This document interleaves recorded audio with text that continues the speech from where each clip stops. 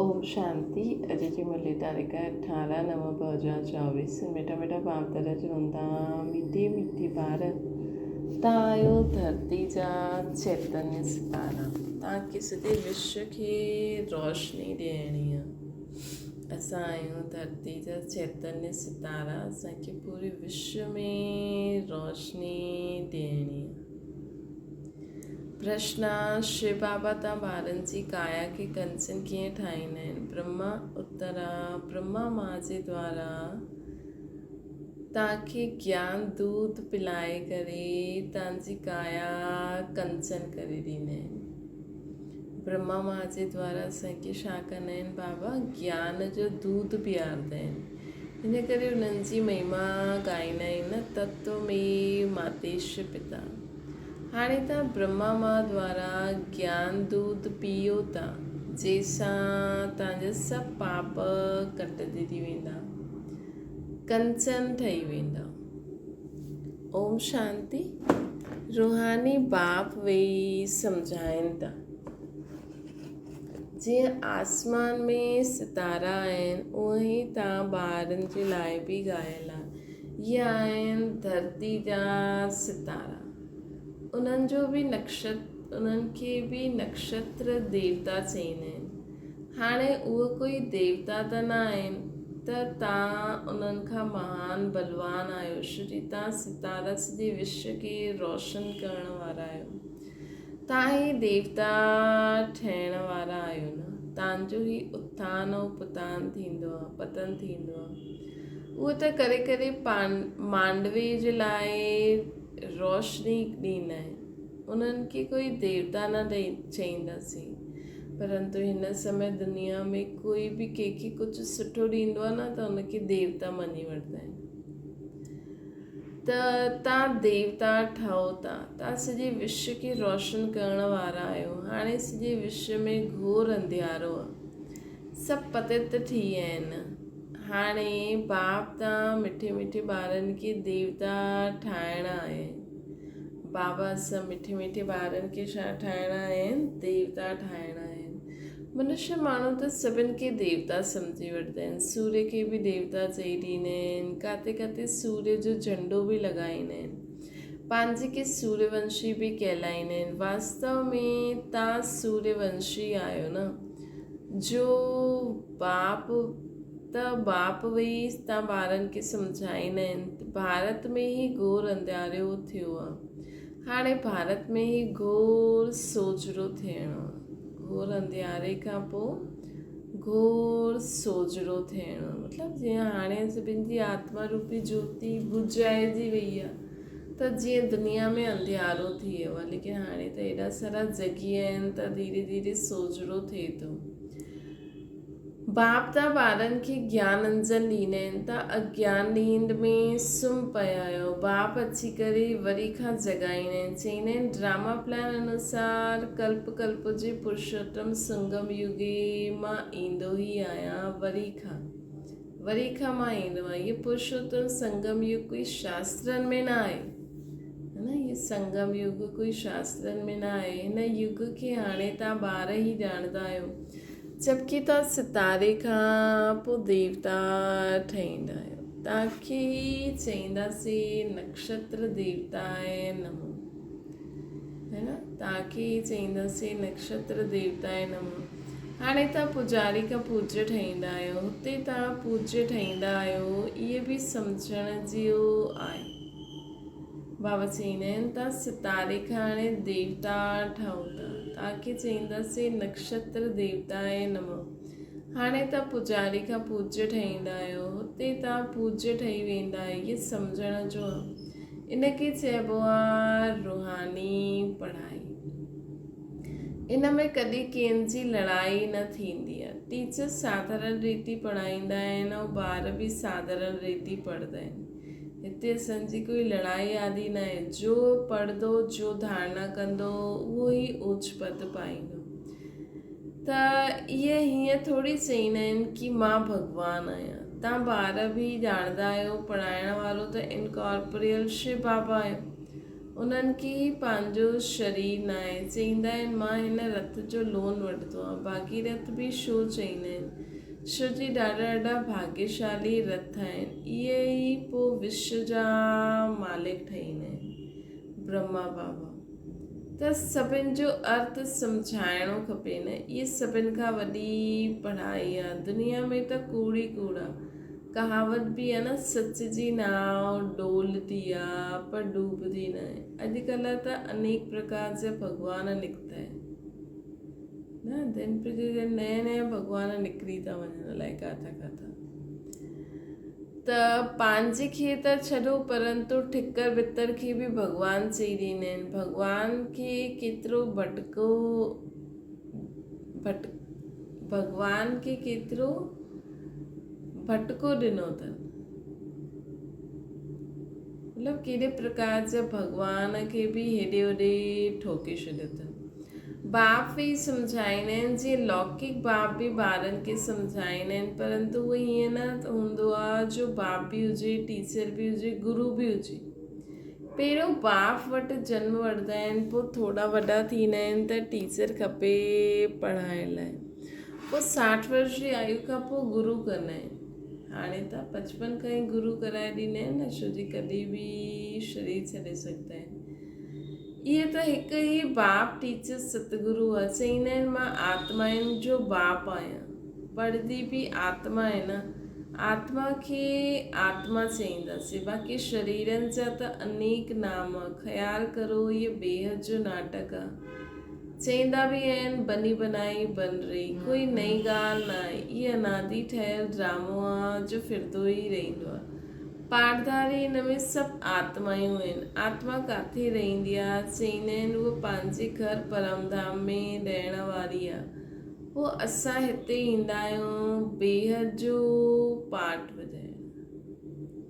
आत्मा त मथे रहंदी आहे ऐं असां हिते ईंदा आहियूं आत्मायूं। पहिरियों त आत्मा मथे रहंदी हुई, पोइ आयासीं हाणे बेहद जो पाठ वॼाइण। बाप त सदैव हुते ई रहंदा आहिनि, पोइ असां हिते ईंदा आहियूं बेहद जो पाठ वॼाइण। बाबा चईंदा आहिनि कि आत्मा किथे रहंदी आहे? पंहिंजे घर में। पोइ हिते ईंदा आहिनि पाठ वॼाइण। बाप त सदैव ई हुते रहंदा आहिनि, उहो पुनर्जन्म में न ईंदा आहिनि। हाणे तव्हांखे रचताऊं पंहिंजो रचना जो सार ॿुधाईंदा आहिनि। तव्हांखे चईंदा आहिनि सुदर्शन चक्रधारी। ॿार इन जो अर्थ बि कोई ॿियो सम्झी न सघे, छो जो उहो त सम्झंदा आहिनि सुदर्शन चक्रधारी विष्णु आहे। इहे पोइ मनुष्य खे छो चईंदा आहिनि? इहे त तव्हां ॼाणंदा आहियो, शूद्र खां तव्हां हाणे मनुष्य ठहिया आहियो। पोइ ब्राह्मण, शूद्र खां त पोइ मनुष्य ई हुया। शूद्र त मनुष्य ई हुया, हाणे असां ब्राह्मण ठहिया आहियूं त मनुष्य ई पोइ देवता ठहींदा। त बि मनुष्य ई रहंदा, परंतु कैरेक्टर सुधरी वेंदा असांजा। रावण ईंदो आहे त सभिनि जा कैरेक्टर्स बिगाड़े ॾींदो आहे। सत्युग में इहे विकार हूंदो न आहे। हाणे बाप त ॿारनि खे अमर कथा ॿुधाइनि था। भक्ति मार्ग में एतिरा केतिरी कथायूं ॿुधी हूंदियूं। चईंदा आहिनि अमरनाथ पार्वती खे कथा ॿुधाई। हाणे उन्हनि खे त शंकर ॿुधाईंदा आहिनि। शिव कीअं ॿुधाईंदो? शिव त निराकार आहे। अगरि ॿुधाए बि त शंकर ॿुधाए न, शिव निराकार कीअं ॿुधाईंदो? केतिरा ढेर मनुष्य वेंदा आहिनि ॿुधण लाइ। इहे भक्ति मार्ग जी ॻाल्हियूं बाप बि सम्झाईंदा आहिनि। बाबा ईअं न चईंदा आहिनि भक्ति कोई ख़राबु न आहे। न, इहे त ड्रामा जो अनादि आहे, उहो सम्झाइबो आहे। बाबा चईंदा आहिनि ॾिसो, जंहिं समय असांखे भक्ति करणी हुई उहो कई, हुन समय सुठी हुई। हाणे जे समय भक्ति बि सुठी न आहे, छो जी अंधश्रद्धा ॾाढी आहे ऐं शक्ति बि न आहे हाणे भक्ति में। हाणे भक्ति में बि शक्ति न आहे त आत्माउनि में बि शक्ति न आहे। हाणे आत्मायूं बि भक्ति नाम जे लाइ करनि थियूं, सिर्फ़ु दिखावो रहिजी वियो आहे, उहा श्रद्धा न आहे न। हाणे बाप चईंदा आहिनि हिकु त पंहिंजे खे आत्मा सम्झो। मूल ॻाल्हि ई आहे भॻवान वाच्य मनमना भव। मूल ॻाल्हि इहा आहे, भॻवान वाच्य मनमना भव। ख़ुदि खे आत्मा सम्झी करे परमात्मा खे यादि करो। इन जो अर्थ छा आहे? इहे बाप वेही मुख सां ॿुधाईंदा आहिनि त हीअ गौमुख आहे। इहे बि सम्झाइबो आहे तत्व में मातेश पिता।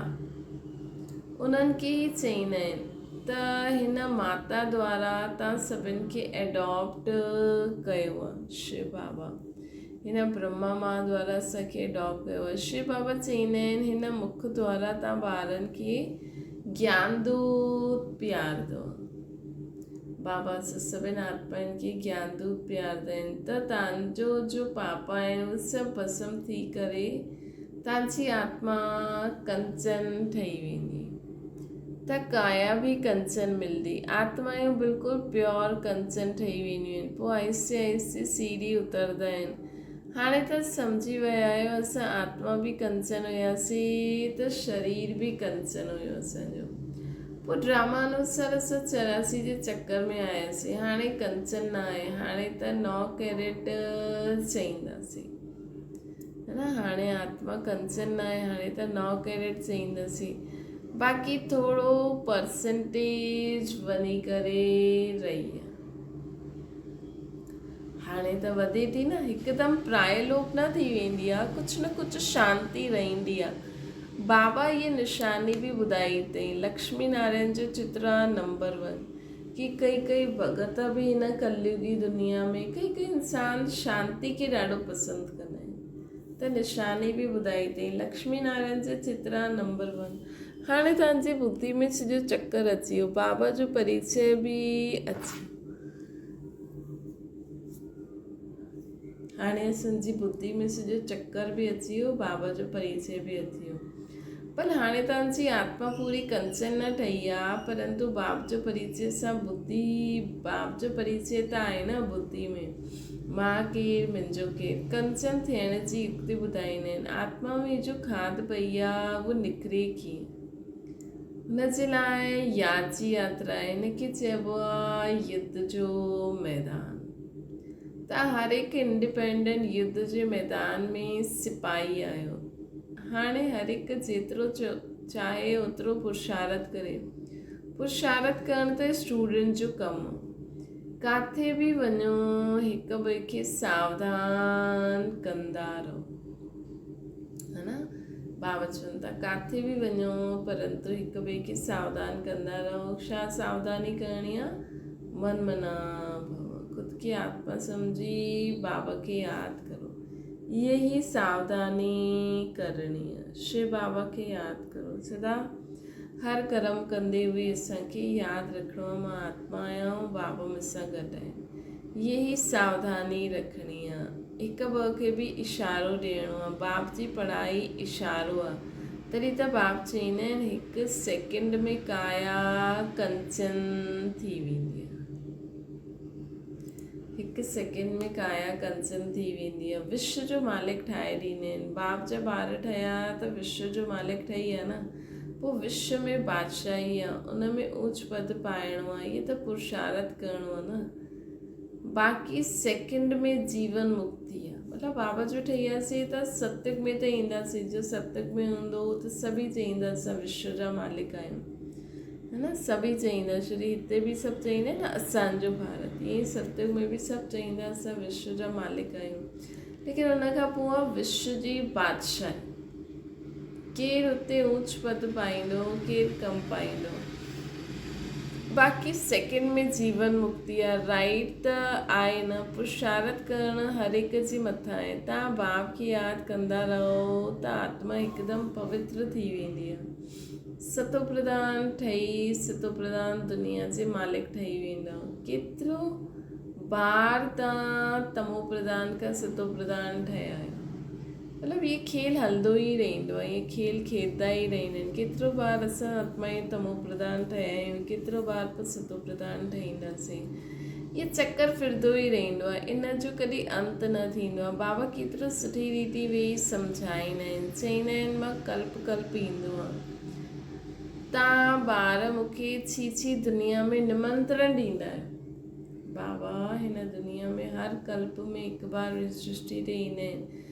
उहो बि असांजे वैसे त बाबा चईंदा आहिनि मूंखे अचिणो ई आहे, लेकिन बाबा चईंदा आहिनि कि ॾिसो तव्हां निमंत्रण ॾींदा आहियो हिन ई समय श्री सत्युग में त मूंखे कोई यादि ई न कंदो आहे, त हिन कलयुग जे अंती में ई तव्हां ज़ोर सां मूंखे निमंत्रण ॾींदा आहियो, चईंदा आहियो असांजो पतित ठही आया आहियूं, अची करे उन्हनि खे पावन ठाहियो। वाह तव्हांजो निमंत्रण। चईंदा आहिनि असांखे शांतीधाम सुखधाम में वठी हलो, त तव्हांजो ओबीडियंट सर्वेंट आहियां न मां, बाबा सॼो ओबीडियंट सर्वेंट थियो। ईअं अगरि सोचो भई कोई न, अगरि असां एकांत में वेही करे वीचार करूं त ॾिसो माउ पीउ बि माण्हुनि खे छो खपे, है न, जेसि ताईं उन्हनि खे खपे ठीकु आहे, जॾहिं उहे इंडिपेंडेंट सभु कुझु करण लाइक़ु थी वेंदा आहिनि हुन खां पोइ माउ पीउ जी छा ज़रूरत माण्हुनि खे। दुनिया में इन ई हिसाब सां हलंदा आहिनि न, कई माण्हू चईंदा आहिनि न असांखे माउ पीउ सुखु ॾिनई त असां बि ॾियूं, हा, लेकिन अॼुकल्ह जे ज़माने में माण्हू ख़ुदि ई सुखु नथो वठे त पोइ ॿियनि खे कीअं ॾींदो। त बाबा ॾिसो, बाबा सभु एतिरी महिनत कंदा आहिनि असांखे एॾो स्वर्ग जो लाइक़ु ठाहींदा आहिनि, लेकिन बाबा कॾहिं आश न रखंदा आहिनि कि मां ॿारनि ते एतिरी महिनत थो करां त ॿार बि मूंखे सुखु ॾियनि। बाबा चईंदा आहिनि चलो मुंहिंजो त कमु आहे तव्हां सुखी रहो, मां त पंहिंजो परम धाम में सुखी आहियां। बाबा त सुख दुख ऐं न्यारा ई आहिनि, केॾा न्यारा माउ पीउ आहिनि न असांजा, पीउ आहे असांजो। इहो बि ड्रामा जो खेल आहे, तव्हां सम्झंदा आहियो असां कल्प कल्प उहो ई पढ़ंदा आहियूं, पाठ वॼाईंदा आहियूं, आत्मा ई पाठ वॼाईंदी आहे। हिते बाप वेठा बि आत्माउनि खे ॾिसंदा आहिनि, सितारनि खे ॾिसंदा आहिनि, केतिरी नंढी आत्मा जीअं सितारनि जी झिलमिल रहंदी आहे, कोई सितारो ॾाढो तिखो हूंदो आहे, कोई हल्को हूंदो आहे, कोई चंद्रमा जे नज़दीक हूंदा आहिनि। तव्हां बि योग बल सां सुठी रीति पवित्र ठहींदा आहियो त चमकंदा आहियो, असां बि योग बल सां बाबा खे यादि करे चमकंदा आहियूं। बाबा बि चईंदा आहिनि ॿारनि में जो ॾाढो सुठो नक्षत्र आहे न उन्हनि खे फूल ॾियो, बाबा उन्हनि ॿारनि खे फूल ॾींदा आहिनि। ॿार बि हिक ॿिए खे ॼाणंदा आहियो न, बराबरि कोई ॾाढो तिखो हूंदो आहे, कोई ढिलो हूंदो आहे, उन्हनि सितारनि खे देवता न चईंदासीं। तव्हां बि आहियो मनुष्य, परंतु आत्मा खे बाप पवित्र ठाहे विश्व जो मालिक ठाहे ॾींदा आहिनि। बाबा चईंदा आहिनि कि ॿार बि ॾिसो हिक ॿिए खे ॼाणंदा आहिनि, कोई तिखा आहिनि, कोई ढिला आहिनि, परंतु हा, ऐं हुते जेका परम धाम मथे आसमान में सितारा आहिनि उन्हनि खे देवता न चईंदासीं। तव्हां मनुष्य आहियो, परंतु तव्हांजी आत्मा बाप पवित्र ठाहींदा आहिनि, विश्व जो मालिक ठाहींदा आहिनि। केतिरी ताक़त बाप वरसे में असांखे ॾींदा आहिनि, जो बाबा असांखे केतिरी ताक़त ॾींदा आहिनि वरसे में असांखे केॾी ताक़त ॾींदा आहिनि। ऑलमाइटी बाप आहे न, असांखे एॾी ताक़त ॾींदा आहिनि जो पूरे विश्व में असांजी रोशनी फैली वेंदी आहे। बाप चईंदा आहिनि मां तव्हां ॿारनि खे एतिरी माइट ॾींदो आहियां, ॻाईंदा बि आहिनि शिव बाबा तव्हां त असांखे वेही करे पढ़ाई करे मनुष्य खां देवता ठाहींदा आहियो। वाह, अहिड़ो त कोई न ठाहींदा आहिनि। पढ़ाई सोर्स ऑफ इनकम आहे न, सॼो आसमान सॼो धरती आदि सभु असांजा थी वेंदा आहिनि, जो कोई छीने बि न सघंदो आहे। हुनखे चइबो आहे अडोल राज्य, कोई बि खंडन करे न सघे, कोई जलाए न सघे। त अहिड़े बाप जी श्रीमत ते हलणो खपे न। हर हिक खे पंहिंजो पुरुषार्थ करणो, हर हिक खे पंहिंजो पुरुषार्थ करणो आहे। त बाबा चवनि था एॾो उच परसो मां तव्हांखे ॾियां थो त एतिरो पुरुषार्थ करिणो आहे न। ॿार म्यूज़ियम आदि ठाहींदा आहिनि, हिन चित्र आदि द्वारा हम जिन्स खे सम्झायो, बाप डायरेक्शन ॾींदा रहंदा आहिनि। जो चित्र खपे भल ठाहियो, बुद्धि त सभिनि जी कमु करती आहे, मनुष्य जे कल्याण जे लाइ ई इहे ठाहिबा आहिनि। तव्हां ॼाणंदा आहियो सेंटर में कॾहिं कोई ईंदो आहे, हाणे अहिड़ी छा युक्ति रचऊं जो आपे ई माण्हू अचनि मिठाई वठणु। कंहिंजी सुठी मिठाई हूंदी आहे त एडवर्टाइज़ थी वेंदी आहे। सभु हिक ॿिए खे चईंदा आहिनि फलानी दुकान ते वञो, इहे त ॾाढे वॾे ते वॾी नंबर 1 मिठाई आहे। अहिड़ी मिठाई कोई ॾेई न सघे। हिकु ॾिसी करे वेंदा आहिनि त ॿिए खे ॿुधाईंदा आहिनि। ख़्यालु त हलंदो आहे न सॼे भारत कीअं गोल्डन एज में अची वेंदा।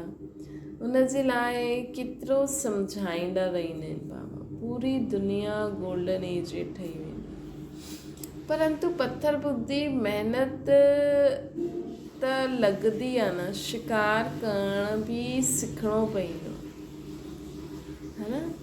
परंतु बाबा चवनि था कि दुनिया में एॾा माण्हू पत्थर बुद्धि आहिनि त ख़्यालु त हलंदो आहे न सॼे भारत खे कीअं गोल्डन एज ठाहियूं में पूरी दुनिया कीअं गोल्डन एज में अची वञे। हुनजे लाइ बाबा सम्झाईंदा आहिनि। परंतु पत्थर बुद्धि आहे त महिनत बि लॻंदी आहे, शिकार करण बि सिखणो पवंदो आहे। पहिरियों नंढो शिकार सिखबो आहे, वॾा शिकारनि जे लाइ त ताक़त खपे। केतिरा वॾा विद्वान पंडित आहिनि, वेद शास्त्र आदि पढ़ियल आहिनि, पंहिंजे खे केतिरी वॾी अथॉरिटी सम्झंदा आहिनि त हेॾा वॾा शिकार करण जे लाइ एतिरी शक्ति बि हुजणी खपे न त उहो पंहिंजे प्रभाव में पाण खे वठी वठनि। पाण न ईंदासीं परंतु उन्हनि खे पंहिंजे प्रभाव में बि त लाहिणो आहे। बनारस में केतिरा उन्हनि जा वॾा टाइटल्स मिलंदा आहिनि। तॾहिं बाबा सम्झायो हुई पहिरियों त बनारस में सेवा जो गहराउ विझो। वॾनि खे वॾनि जो आवाज़ु निकिरे तॾहिं कोई ॿुधे, नंढनि जी ॻाल्हि त कोई ॿुधंदो ई न आहे। शेरनि खे सम्झाइणो आहे त पंहिंजे खे शास्त्रनि जी अथॉरिटी जो सम्झंदा आहिनि त बाबा चवनि था वॾनि जो आवाज़ु निकिरे तॾहिं कोई ॿुधे है न। जॾहिं असां इहे वॾा विद्वान पंडित जॾहिं चईंदा कि हा इहे सही चवनि थियूं तॾहिं नंढा निकिरनि। शेरनि खे सम्झाइणो आहे त पंहिंजे खे शास्त्रनि जी जो पंहिंजे खे अथॉरिटी सम्झंदा आहिनि उन्हनि खे सम्झाइण लाइ जो शेर दुनिया में पंहिंजे पाण खे सम्झंदा आहिनि न, वॾा गुरु जेका ठही वेठा आहिनि, जंहिंजे अॻियां हिन देश जो प्रधानमंत्री बि झुकंदो। सभु माण्हू वॾा माण्हू बि हुनजे अॻियां झुकंदा आहिनि। अहिड़े शास्त्रनि जी अथॉरिटी वारे खे सम्झाइणो आहे। केतिरा वॾा टाइटल्स ॾींदा आहिनि ख़ुदि खे। शिव बाबा जे लाइ बि एतिरा टाइटल्स न आहिनि। भक्ति मार्ग जो राज्य आहे न, पोइ हूंदो आहे ज्ञान मार्ग जो राज्य। ज्ञान मार्ग में भक्ति हूंदी न आहे, भक्ति में पोइ ज्ञान बिल्कुलु हूंदो न आहे। त इहे बाप सम्झाईंदा आहिनि। बाप ॾिसंदा बि आहिनि, सम्झंदा आहिनि। इहे सितारा वेठा आहिनि, देह जो बान छॾे ॾियणो आहे। जीअं मथे में सितारनि जी झिलमिल लॻी आहे न, उहो हिते बि झिलमिल लॻी आहे। कोई ॾाढा तिखा रोशनी वारा ठही वेंदा आहिनि। इहे धरती जा सितारा जेकी ई देवता चइबो आहे। इहे केतिरो वॾो बेहद जो मांडवो आहे न। बाप सम्झाईंदा आहिनि उहा हद जी राति ॾींहुं इहा आहे, पोइ अधु कलाक राति अधु कलाक ॾींहुं बेहद जो। ॾींहं में सुख ई सुख आहे, किथे बि धका खाइण जी दरकार न आहे। ज्ञान में आहे सुख, भक्ति में आहे दुख। सतयुग में दुख जो नाम निशान न आहे, हुते काल हूंदो न आहे। सतयुग में दुख जो नाम निशान न आहे, हुते काल हूंदो न आहे। तव्हां काल ते जीअं जीत पाए वठंदा आहियो, मतिलबु हुते ईअं अकाले समय ईअं न चईंदा आहिनि भई शरीर छॾण जो समय अची वियो। हुते शरीर आत्मा ख़ुशी सां आपे ई सभिनि खे ॿुधाए करे शरीर छॾंदी आहे। उते मृत्यु जो नाम हूंदो न आहे, उहो आहे ई अमरलोक। तव्हां ॼाणंदा आहियो बाप असांखे अमर कथा ॿुधाइनि था। अमरलोक जे लाइ हाणे तव्हां मिठे ॿारनि खे मथां खां वठी करे सॼे चकर बुद्धि में आहे कीअं असां मथां खां हेठि ईंदा आहियूं, पोइ छा कंदा आहियूं। ॼाणंदा आहियो असां आत्माउनि जो घर उहो ब्रह्मलोक आहे। हुतां खां असां ईंदा आहियूं नंबरवार पाठ वॼाइण। हुतां खां असां ईंदा आहियूं नंबरवार पाठ वॼाइण। ढेर आत्मायूं आहिनि, हिक खे थोरी वेही ॿुधाईंदासीं। नटशेल में बाबा ॿुधाईंदा आहिनि केतिरी टालियूं आहिनि निकिरंदियूं रहंदियूं आहिनि, चार वृत्ति खे पाईंदो ई रहंदो आहे। ॾाढा आहिनि जंहिंखे पंहिंजे धर्म जो पतो ई न आहे। बाप अची करे सम्झाईंदा आहिनि त असल देवी देवता धर्म जा हुया, परंतु हाणे धर्म भ्रष्ट कर्म भ्रष्ट थी विया आहियो। हाणे तव्हां ॿारनि जी ॿुद्धि में आहे की असल शांतीधाम में असां रहण वारा आहियूं। पोइ हिते ईंदा आहियूं पाठ वॼाइण। हिन लक्ष्मी नारायण जो राज्य हुयो, इन्हनि जी डिनाइस्टी हुई, पोइ हाणे संगम ते बीठा आहिनि।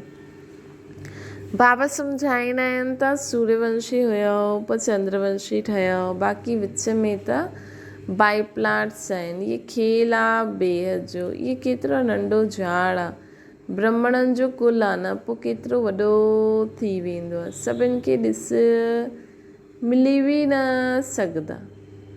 ब्राह्मणनि जो कुल पहिरियों नंढो हूंदो आहे, पोइ वॾो थी वेंदो आहे, पोइ एतिरो वॾो थी वेंदो आहे सभिनि खे ॾिस मिली बि न सघंदासीं। जाते जाते गहराउ विझण वञिणो पवंदो आहे।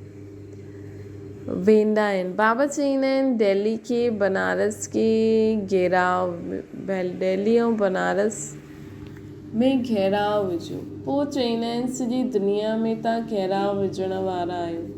तव्हां योग बल सां सॼी दुनिया ते हिकु राज्य स्थापना कंदा आहियो। केतिरी ख़ुशी थींदी आहे। बाबा चवनि था केतिरी ख़ुशी थींदी आहे। कोई काथे वेंदा रहंदा आहिनि। हाणे तव्हांजी कोई ॻाल्हि न ॿुधंदो आहे। जॾहिं वॾा वॾा ईंदा अख़बारनि में पवंदा तॾहिं सम्झंदा। अञा नंढा नंढा शिकार थींदा रहंदा आहिनि। वॾा वॾा साहूकार माण्हू त सम्झंदा आहिनि स्वर्ग असांजे लाइ हिते ई आहे। वॾा वॾा साहूकार माण्हू सम्झंदा आहिनि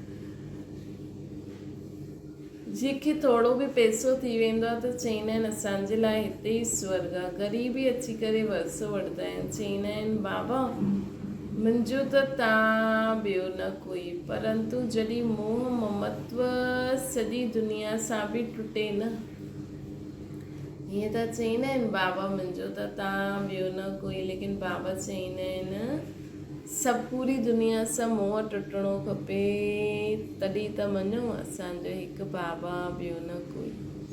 अच्छा मीठी मीठी सिक लॾे ॿारनि प्रति माता पिता बाप दादा जो यादि प्यार और गुड मॉर्निंग। रूहानी बाप जी से सभिनि रूहानी ॿारनि खे नमस्ते।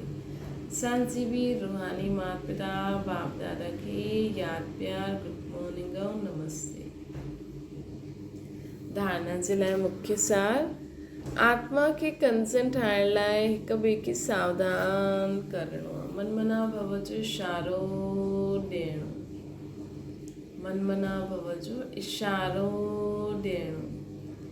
ॿियो आहे हिन बेहद जे ठहियल नाटक खे सुठी रीति सम्झी करे सुदर्शन चक्रधारी ठहिणो आहे। ज्ञान अंजन ॾेई करे मनुष्य खे अज्ञान घोर अंधकार सां कढणो। सभिनि खे ज्ञान ॿुधाए करे उन्हनि खे घोर अंधकार सां कढणो आहे। जॾहिं असां जीअं जीअं माण्हुनि खे सम्झाईंदा वेंदासीं, माण्हुनि जी बुद्धि खुलजंदी वेंदी, माण्हुनि खे रोशनी ईंदी वेंदी,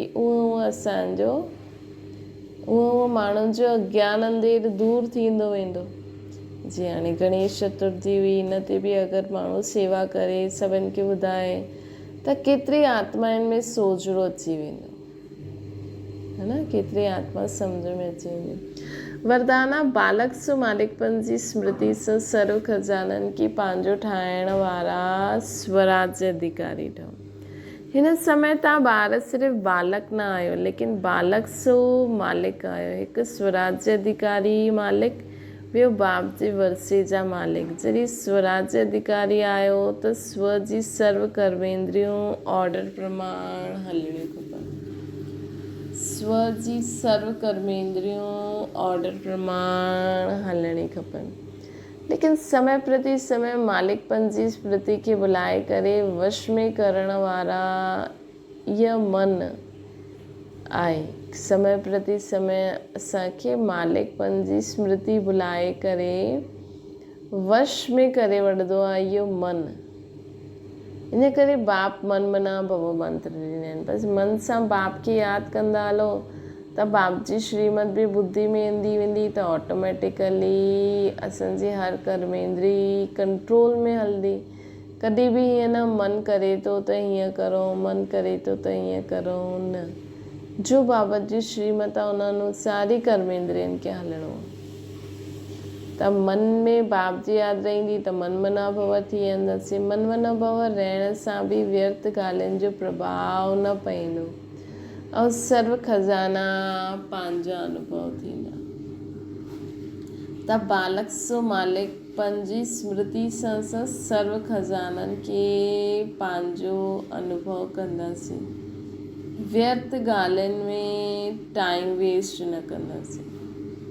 जीअं असांजो खज़ानो आहे ई शांति जो खज़ानो न, ज्ञान गुण शक्ति मुख्य ये खज़ाना आहिनि। श्वास, संकल्प, समय, ये बि असांजा खज़ाना आहिनि। जॾहिं असां फालतू ॻाल्हियुनि में न फंसासीं त सदा ई इन खज़ाननि खे पंहिंजो ठाहे करे हलंदासीं त सदा ई जीवन में सुख शांति सां रहंदासीं, कमाई कंदा रहंदासीं।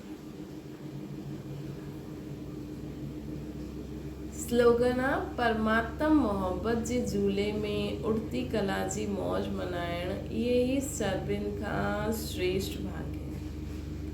सभिनि खां श्रेष्ठ भाग्य कहिड़ो आहे? परमात्मा जे मोहब्बत जे झूले में उड़ती कला जी मौज मनाइण। सदा बाप खे यादि करे जीवन में हलंदा हलो, है न। उड़ती कला जे झूले में बाबा खे यादि करे हलंदा रहंदासीं। बाबा सां जेतिरो दिलि जो प्यार हूंदो ओतिरो जीवन में असां अॻियां हलंदा रहंदासीं। परमात्मा मोहब्बत जे झूले में उड़ती कला जी मौज मनाइण ई सभिनि खां श्रेष्ठ भाग्य आहे। अच्छा, ओम शांति। बाबा खे यादि करो।